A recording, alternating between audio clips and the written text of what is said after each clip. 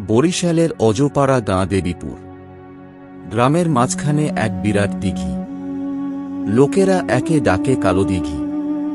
বলা হয় বহু বছর আগে এই দিঘির পাশে দেবী প্রতিমা বিসর্জনের মেলা বসত। লোকেরা দ্বীপ ভাসাত, স্নান করত, গান বাজনা হতো।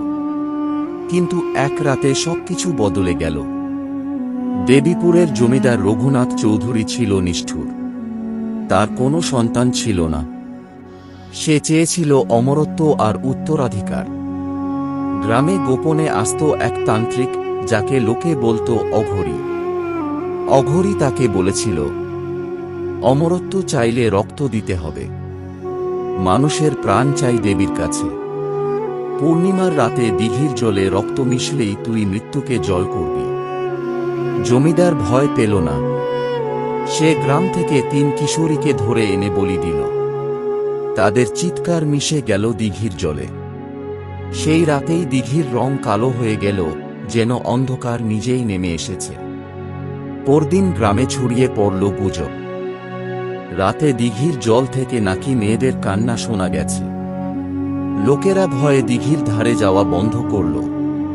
কিন্তু জমিদারের পরিণতি ভয়ঙ্কর হল।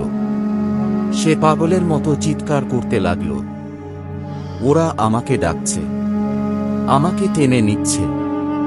কয়েকদিনের মধ্যেই সে উধাও হয়ে গেল।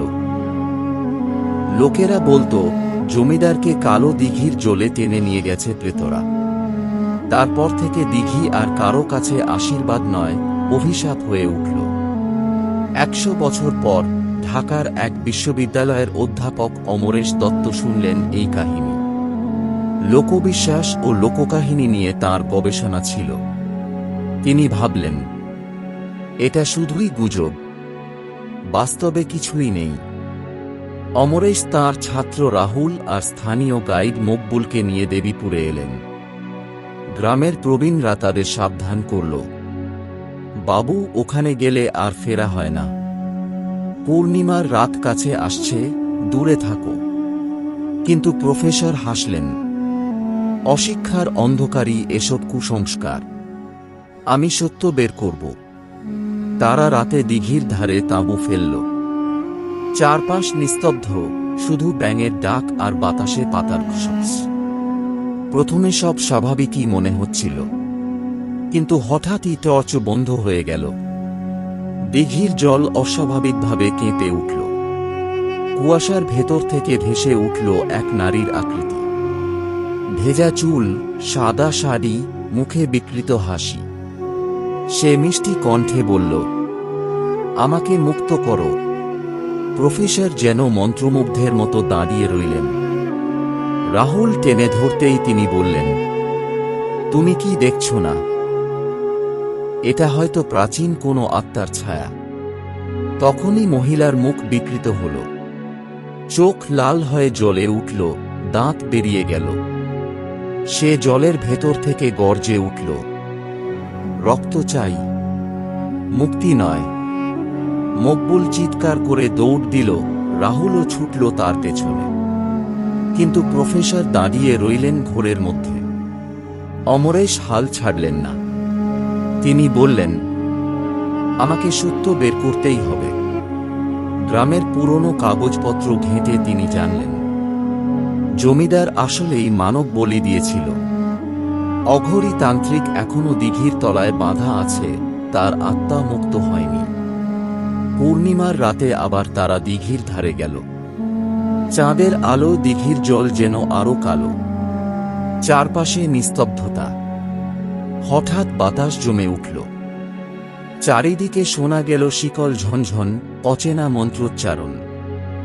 দিঘির মাঝখান থেকে ভেসে উঠল অর্ধেক পোড়া এক ভয়ঙ্কর মানুষ। তার চোখ জ্বলছে আগুনের মতো, হাতে রক্তমাখা শিকল। সে গর্জে উঠল, আমি অঘরী, এই দিঘি আমার সাধনার স্থান। যে এসেছে তার রক্ত চাই। প্রফেসর প্রমাণ করতে চাইলেন এটি কেবল বিভ্রম। তিনি ক্যামেরা হাতে এগোলেন, কিন্তু হঠাৎই শিকল ছুটে এসে তাকে জড়িয়ে ধরল। প্রফেসর চিৎকার করে উঠলেন, রাহুল, বাঁচাও। কিন্তু রাহুল ভয়ে জমে গেছে। সে দেখল প্রফেসরকে টেনে নিয়ে যাচ্ছে কালো জলের গভীরে। তারপর সব চুপ। পরদিন সকালে গ্রামের লোকেরা শুধু খুঁজে পেলেন ভাঙা ক্যামেরা আর কাদায় পড়ে থাকা প্রফেসরের চশমা। তার দেহ আর পাওয়া গেল না। এখনো দেবীপুরের কালোদিঘি অন্ধকারে ঢেকে আছে। গ্রামের মানুষ এখনো ওখানে যায় না। রাতে মাঝে মাঝে শোনা যায়, আমাকে মুক্ত করো। অনেকে বলে কালো জলে ভেসে ওঠে অমরেশ প্রফেসরের মুখ। চশমা ভাঙা, চোখ ফাঁকা, ঠোঁটে অদ্ভুত হাসি। সে নাকি নতুন শিকার খুঁজে বেড়ায়। লোকেরা এখন দিঘির দিকে তাকিয়েই বলে, এখানে একবার ঢুকলে আর ফেরার পথ নেই।